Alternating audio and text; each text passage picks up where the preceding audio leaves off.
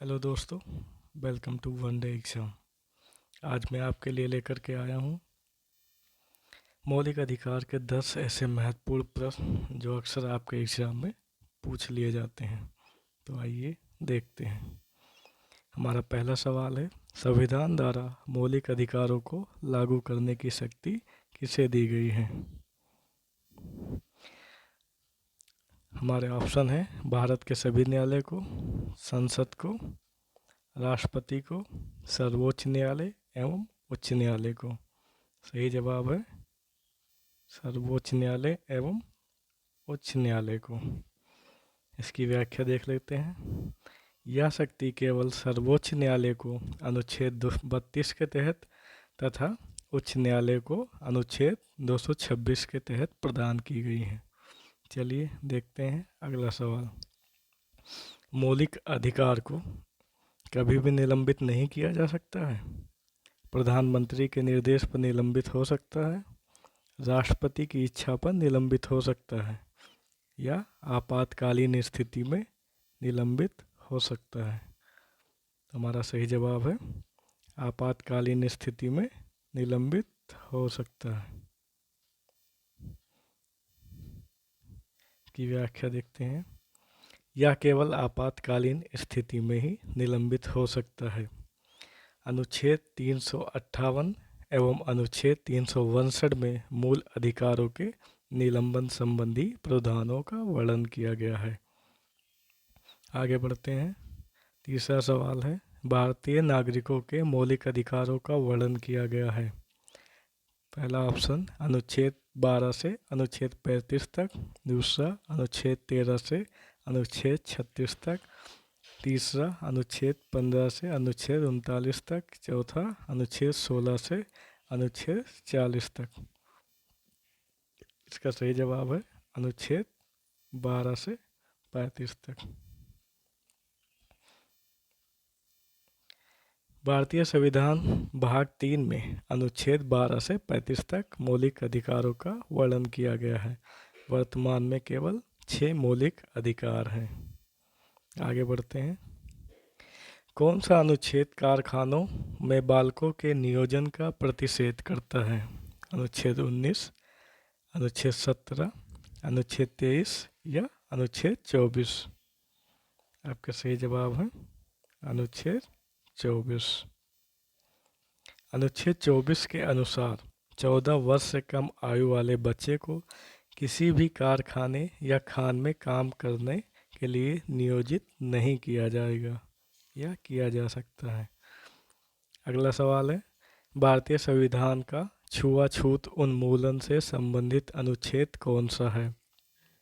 आपके ऑप्शन है अनुच्छेद 18, अनुच्छेद 17, अनुच्छेद 16 या अनुच्छेद 15? सही जवाब है अनुच्छेद 17। कौन सा अनुच्छेद प्रेस की स्वतंत्रता से संबंधित है?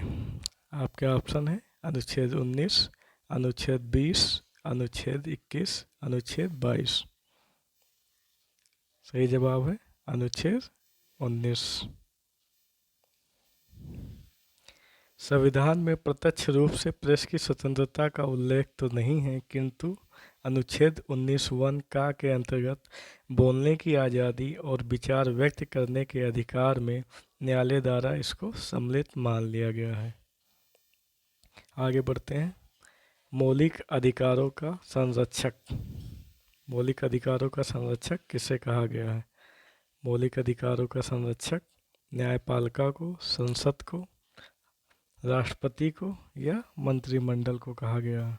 तो इसका सही जवाब है मौलिक अधिकारों का संरक्षक न्यायपालिका को कहा गया है।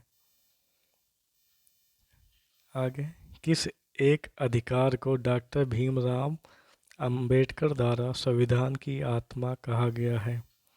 नंबर 1, धर्म की स्वतंत्रता का अधिकार को, संपत्ति के अधिकार को, समानता का अधिकार को या संवैधानिक उपचार के अधिकार को? क्या सही जवाब है संवैधानिक उपचार के अधिकार को? इसकी व्याख्या देखते हैं। संवैधानिक उपचार का अधिकार अनुच्छेद 32 को डॉक्टर भीमराव अंबेडकर ने संविधान की आत्मा कहा है।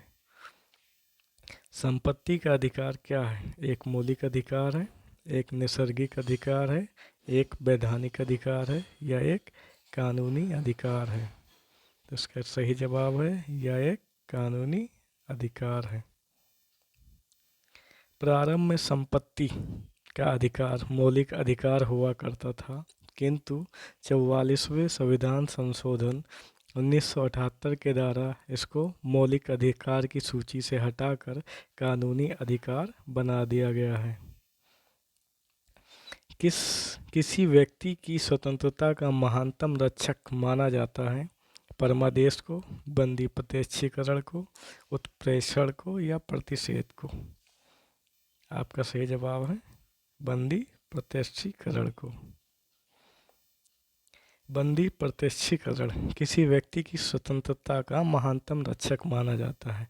इसमें न्यायालय द्वारा बंदीकरण अधिकारी को यह आदेश दिया जाता है कि जिस व्यक्ति को बंदी बनाया गया है उसे निश्चित समय के अंदर न्यायालय में के सम्मुख प्रस्तुत करें।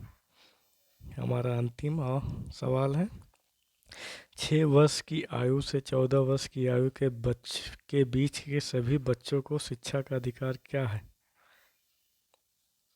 राज्य के नीति निर्देशक सिद्धांत है, मूल अधिकार है, संवैधानिक अधिकार है या इनमें से कोई नहीं? तो शिक्षा का अधिकार क्या है? शिक्षा का अधिकार एक मूल अधिकार है।